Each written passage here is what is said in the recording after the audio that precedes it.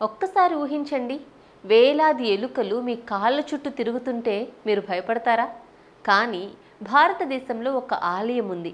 అక్కడ ఎలుకలను తరిమేయరు, పూజిస్తారు. అంతేకాదు, వాటితో ఒకే పాత్రలో పాలు పంచుకొని తాగడానికి కూడా పవిత్రంగా భావిస్తారు.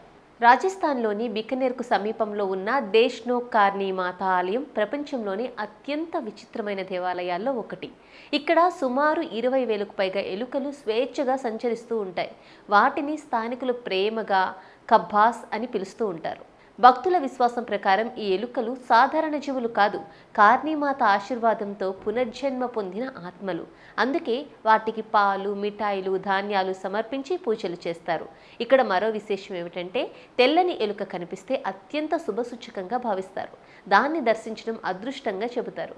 ఎలుకలు పాలపాత్ర చుట్టూ చేరి ప్రశాంతంగా పాలు తాగే దృశ్యాలు ప్రతి సందర్శకుడిని ఆశ్చర్యానికి గురిచేస్తాయి. అందుకే ప్రపంచ నలుమూలల నుంచి పర్యాటకులు ఈ ఆలయాన్ని సందర్శించి ఆ అరుదైన క్షణాలను తమ కెమెరాల్లో బంధిస్తూ ఉంటారు. భయపెట్టే ఎలుకలే ఇక్కడ దేవతలుగా పూజలు అందుకోవడం నిజంగా ఆశ్చర్యమే కదా.